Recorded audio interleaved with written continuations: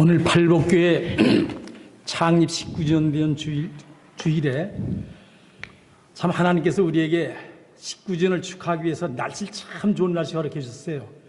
어제는 그냥 비바람이 굉장히 몰아치고 또한 미세먼지도 많았고 한데 오늘은 아주 깨끗한 초여름 날씨, 좋은 날씨도 허락해 주시고 또 19주년을 맞이해서 성가대가 주 예수보다도 귀한 분은 없네, 이 세상 무엇과 바꿀 수 없네, 지은 분이 존 밀러라는 여자고 그걸 찬송으로 부른 사람이 그 아들 되는 비블리 슈에라는 사람이 부른 겁니다.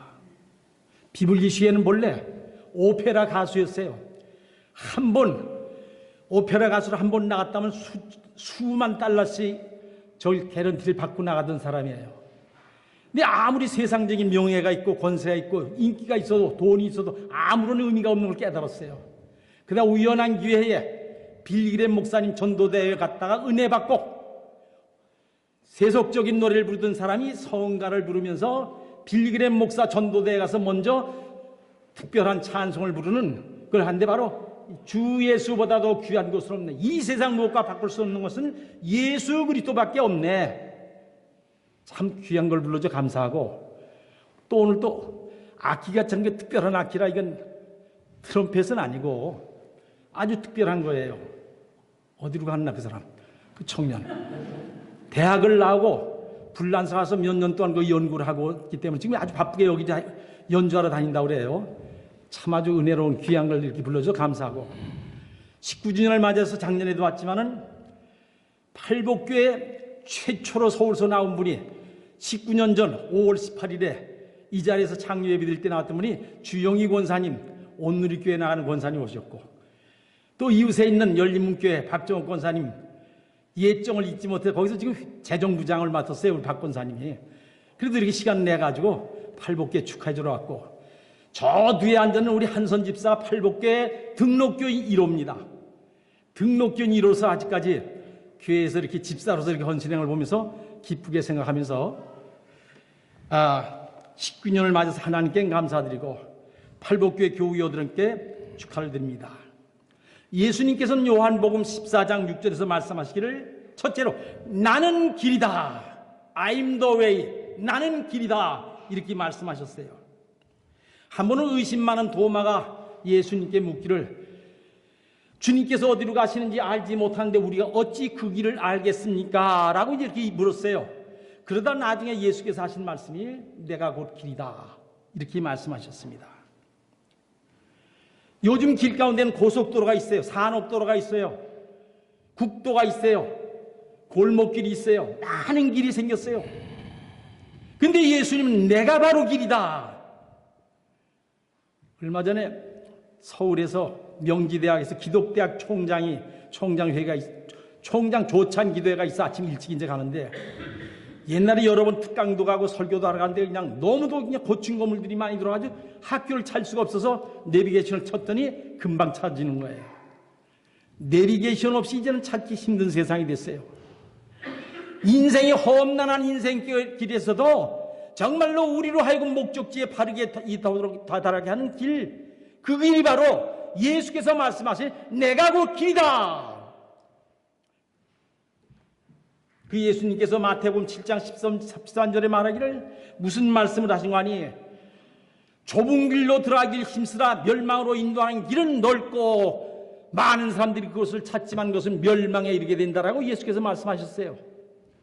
지금부터 100몇십 년 전 미국의 젊은이 둘이 지금 사교장을 가고 있어요. 먹고 마시고 춤추는 사교장을 가다가 길가에 교회가 하나 있었고 그 교회 앞에 간판이 하나 있었는데 무슨 말씀인가니? 마태복음 7장 13절의 말씀이었어요. 네가 가고 있는 길은 과연 인생의 좁은 길을 가고 있느냐? 많은 사람이 찾는 정말로 찬란한 길, 넓은 길을 가고 있느냐? 좁은 길을 가는 사람은 영생에 이르지만 넓은 길로 가는 자는 멸망에 이르리라는 이 말씀을 읽고 두 사람이 멈추선 거예요. 두 사람이 머뭇거리고 있었어요. 그런데 한 청년은 교회 안으로 들어가고 한 청년은 사교장으로 간 겁니다. 그 30년이 지났어요. 30년 지난 다음에 미국에서도 아주 중용 중에 중용에 걸 우리나라 청송교도소 같은 이러한 정말로 사형언도 받은 이런 사람만이 가 있는 그곳에 어떤 죄수가 신문을 들고 눈물 뚝뚝 흘리고 있는 거예요. 간수가 그걸 보고 이렇게 오늘 우리 미국의 대통령이 취임식하는 이렇게 즐거운 날에 그대는 무엇 때문에 이렇게 신문을 보면서 눈물을 흘리고 있느냐고 이렇게 물었어요. 그 젊은이가 하는 죄수가 하는 소리가 내 사연 좀 들어보시오.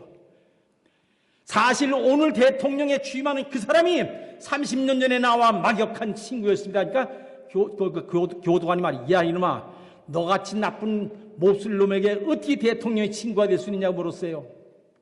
그랬더니 그 사람이 말하기를 30년 전에 나도 그 청년과 같이 미국 19대 대통령 카필드라는 사람과 같이 같은 주일학교 열심히 다니다가 중고등학교 들어가면서 교회를 멀리하고 그러다가 이렇게 대학에 가면서 탈선의 길을 나가기 시작하면서부터 호주망태기가 되고 아편 중독자가 되고 폭력을 사용하고 사람을 죽이고 그러다 보니까 가정이 파괴되고 직장에서 쫓겨나고 결국 나쁜 일을 하다가 나는 지금 여기 와서 이렇게 있지만 오늘 취임하는 카필드가 바로 내 옛날에 가까운 친구였다고. 30년 전에 똑같은 교회 앞을 지나가다가 간판을 보고 지금 네가 걷고 있는 길이 좁은 길이냐 넓은 길이냐 영생에 이르는 길이냐 아니면 멸망에 이르는 길이냐 이것을 갖다 여기서 질문하고 있었던 겁니다. 사랑하는 성도 여러분, 지금 나는 좁은 길을 걷고 있다고 생각하는가 아니면 넓은 길을 걷고 있다고 생각합니까? 영생에 이르는 길을 걷고 있습니까? 아니면 멸망에 이르는 길을 걷고 있습니까? 이 시간 다시 한번 진지하게 자신에게 물어보면서 다시 한번 내가 걷고 있는 길, 그것을 갖다 바른 길로 정리해 놔야 한다고 생각합니다. 두 번째, 예수님께서는 뭐라고 하니 나는 길이다, 그리고 나는 진리다. 진리라고 말씀하셨어요. 요한복음 3장 16절에 보면은 너희가 진리를 알지니 진리가 너희를 자유케 하리라. 내가 세상에 진리로 왔다. 진리를 전하러 왔다. 하나님의 아버지의 진리를 전하러 왔다. 그런데 그 진리의 말씀은 너희를 자유케 한다고 말씀하셨어요. 진리는 세상에 여러 개가 있는 게 아니라 진리는 하나밖에 없는 겁니다. 16세기 종교개혁자 칼빈은 여기 장로교에서 은퇴하신 목사님 네 분이 앉아 계세요. 칼빈은 말하기를 인간의 머리가 뭐냐? 모든 우상을 만들어내는 우상 만드는 공장이다. 석가모니가 불교를 만든 것도 그의 머릿속에서 고안된 것이고, 그리고 또한 공자님이 유교를 만든 것도 그의 머릿속에서 고안된 거예요. 이슬람교를 마호멧이 만들었는데 마호멧도 역시 그의 머릿속에서 이슬람교를 창시한 거예요. 인간의 머리가 뭐냐? 우상을 만드는 공장이라고 얘기했어요. 그렇기 때문에 거기서 아무리 인간의 도리를 말한다 하더라도 이것은 성서가 말하는 진리, 그것은 아니라고 보는 겁니다. 성서만이 진짜 도리를 가르쳐주는 거예요. 왜? 하나님은 진리의 근본인데 하나님께서 당신의 독생자 예수 그리스도를 세상에 보내시고 하나님이 원하시는 진리가 무엇인 것을 가르쳐 지키게 하려고 당신의 독생자 예수 그리스도를 보내신 거예요. 그렇기 때문에 예수님만이 진리요, 예수님의 가르침만이 우리로 하여금 영생 복락에 이르게 한 줄로 믿으시기 바랍니다. 이것이 진리라 이거예요.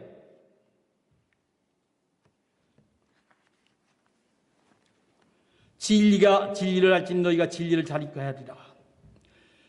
이 자리에 서 있는 저는 1954년 6월 이전까지만 하더라도 불교와 유교의 짬뽕 가정에서 태어났어요. 7남매 가운데 장남으로 태어났어요. 아주 가난한 가정의 장남으로 태어났어요. 그러게 나는 하고 한 날, 왜 나는 이렇게 가난한 집에 장남으로 태어났을까? 왜 불우한 환경 가운데 태어났을까? 일제시대 때 태어나서 일제시대 때 착취와 일본 사람들의 착취를 보면서 눈으로 보면서 살았어요. 해방 후에 혼란기가 있었어요. 6.25 전란통에 많은 사람이 죽고 부상당하고 고통당하는 걸 보면서 자랐기 때문에 왜 이렇게 불우한 시대에 내가 태어났을까? 그런데 여기에 대해서 답변을 그 당시 믿던 불교에서는 다 이것이 업보라는 거예요. 전생의 업보 때문에 이렇게 태어났다는 겁니다. 과거의 업보 때문에 태어났다는 거예요. 그러니까 어쩔 수 없이 환경의 노예, 잘못된 가정에 태어난 부모의 원망, 사회적인 탓, 환경의 탓, 이렇게 불평과 불명 가운데 살면서 성장을 했습니다. 그래서 1954년 6월 5일 교회 끌려난 것이 너무도 억울했기 때문에 끌려나간 나라를 갖다 어디다 메모를 해뒀어요. 1954년 6월 5일. 여러분들 교회 나간 날 기억하세요? 전 기억해요. 억울하게 강제로 끌려나갔기 때문에. 그런데 참 놀라운 사실은 히브리서 4장에 하나님의 말씀은 살아있다. 하나님의 말씀은 운동력 있다. 하나님의 말씀은 양날선 검처럼 예리해서 혼과 영과 관절과 골수를 쪼개내서 속사람을 새롭게 만드느니라. 사람을 새롭게 만든다 이거예요. 시골 가서 말이죠. 전도사님이 서울에 있는 어느 신학대학 전도사님이 3학년 학생이 나이는 전 들었어요. 북한에서 나오신 분인데 전도사님이 설교를 하시는데 무슨 설교래? 뭐 신학적으로 뭐 뻔하잖아요. 신학교 3학년생이 하니까 뻔한데. 근데 그 양반이 설교하는 가운데 아지 못하게 3개월이 지나니까 마음이 변하는 거예요. 마음이 열리고 예수님을 영접하게 되고 변하게 되고 6개월이 되니까 여기 길이 있구나. 여기 살 길이 있구나. 영생복락의 길이 있구나. 이제부터 나는 그 길을 위해서 그 주님을 위해서 목사가 되겠다. 나이 20에 1955년에 서울로 목사 되겠다고 서울로 올라온 겁니다. 지금까지는 나는 환경의 노예, 운명의 노예, 부모의 원망하고 사회의 원망하며 불평불만 가운데 살아왔지만 예수님을 영접한 다음 새로운 삶을 얻게 되니까 이것을 나만이 아니라 우리 부모님에게 전하고 동생들에게 전하고 우리 마을의 복음을 전하자. 그러자면 목사가 되겠다. 그래서 직장 전쟁 중에 53년에 전쟁이 저겠는데요. 53년 7월에 휴전이 됐잖아요. 그분의 직장 집어치고 서울로 올라와서 목사 되겠다 올라온 거예요. 그래가지고 63년이 지난 겁니다, 여러분들.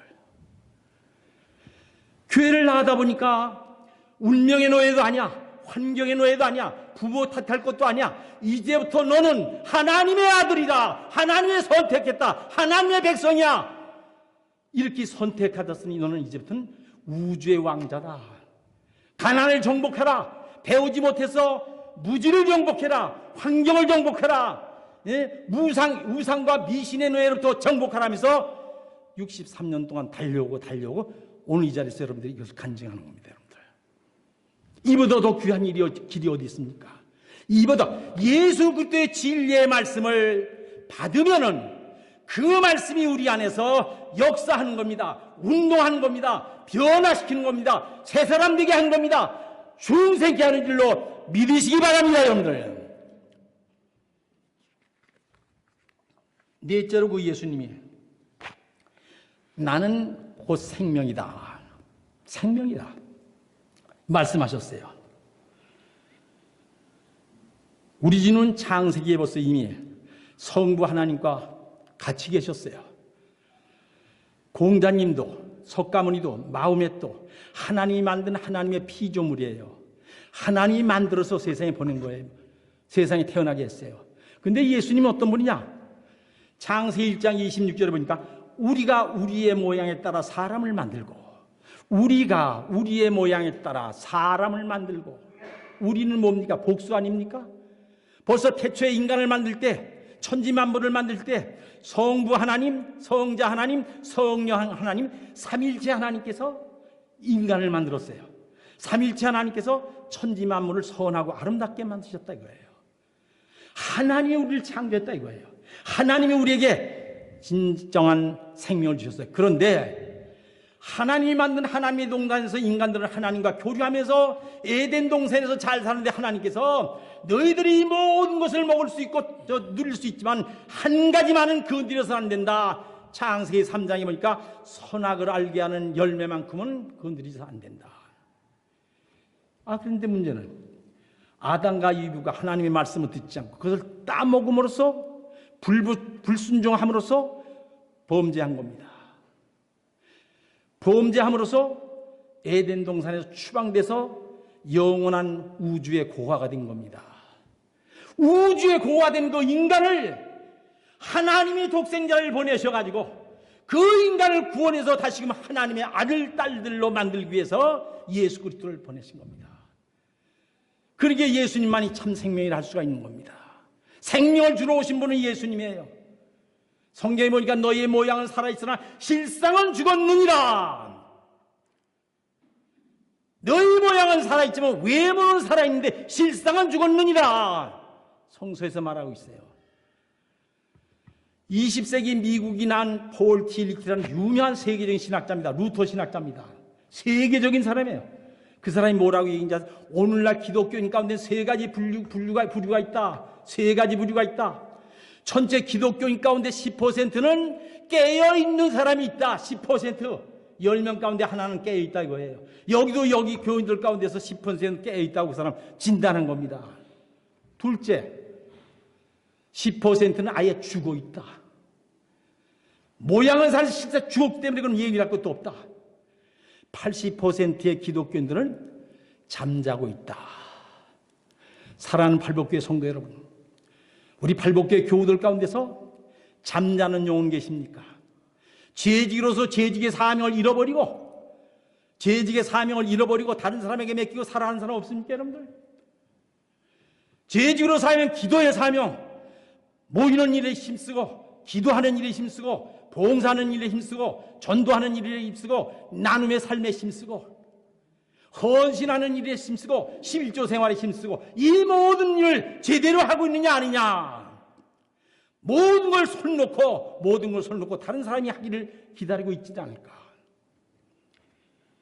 다시 한번 우리는 자신에게 이 시간 진지하게 질문하는 시간이 될 줄로 믿습니다. 그렇다면 우리는 이 시간에, 제가 책을 한 권 가지고 나왔어요. 이것은 힘내라 한국교회예요. 얼마 전에 나온 겁니다. 힘내라 한국교회예요.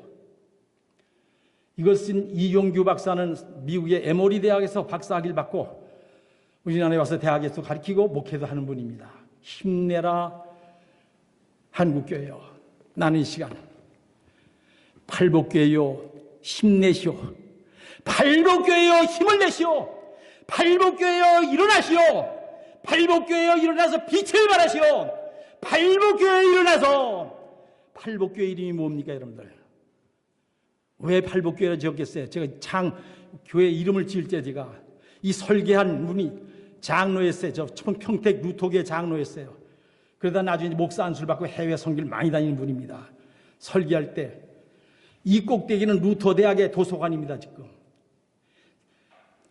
사방팔방에서 8면이 다 유리로 박혀있어 도서관 애들 참 이쁘고 은전을 박습니다. 팔복교회의 팔각이에요. 왜 이렇게 적겠어요? 왜 이렇게 설계했겠어요?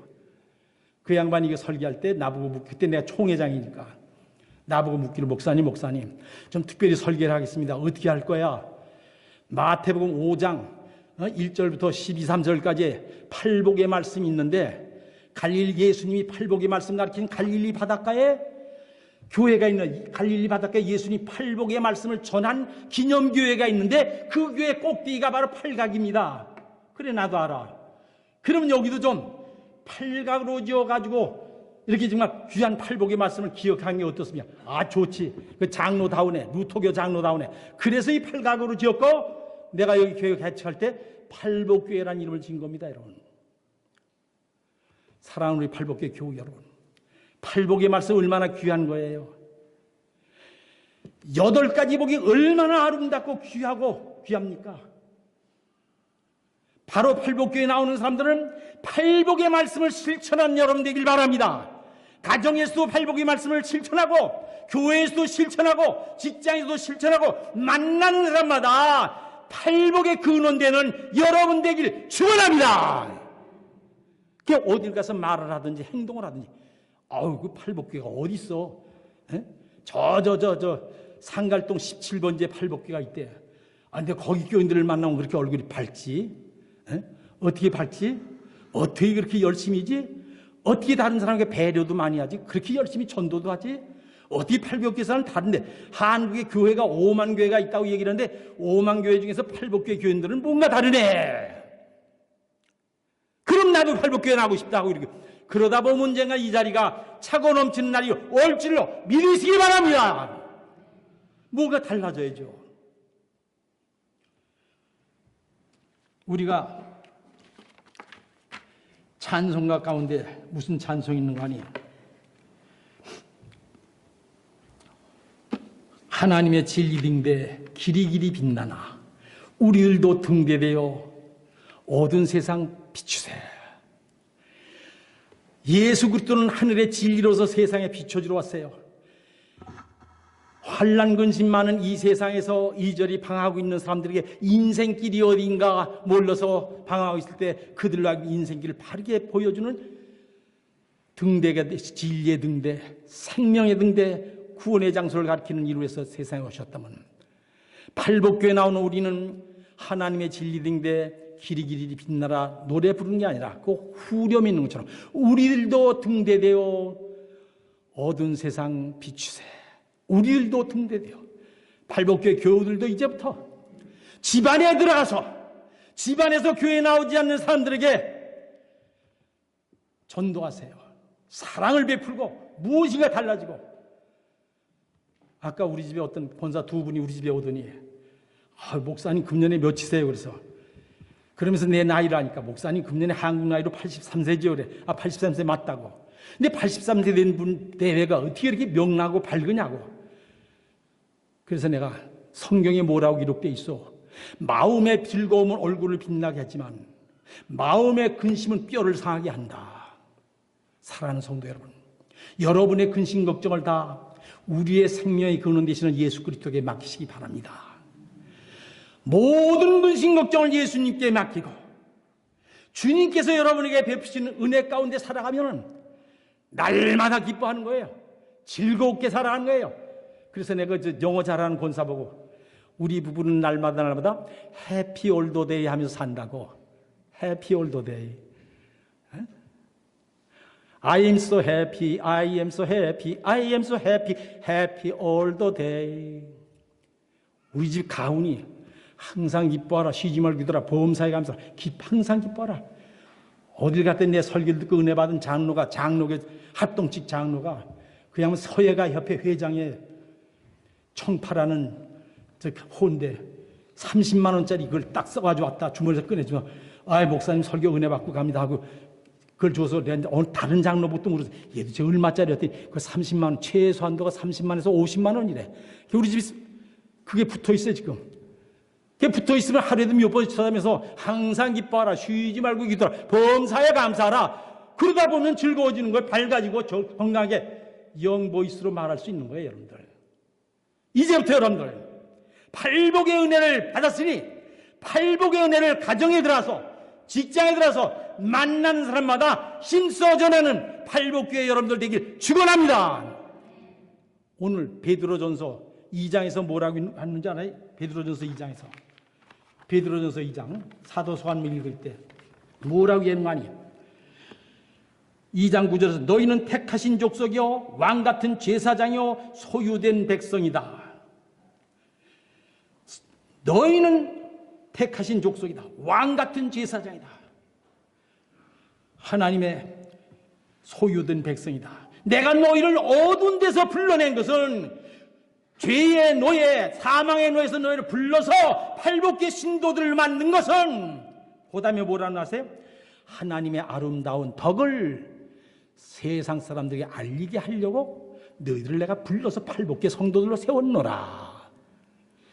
이제부터 예배를 마치고 식사를 마치고 집에 들어가는 순간 그때부터 예수 그리스도를 통해서 우리가 팔복의 축복을 받고 팔복교인 됐으니 이제부터 팔복의 축복을 나 혼자 소유하지 말고 내가 받은 축복을 가정에 들어가서, 직장에 들어가서 만나는 사람마다 때를 얻든지 못 얻든지 전하는 여러분 되길 축원합니다.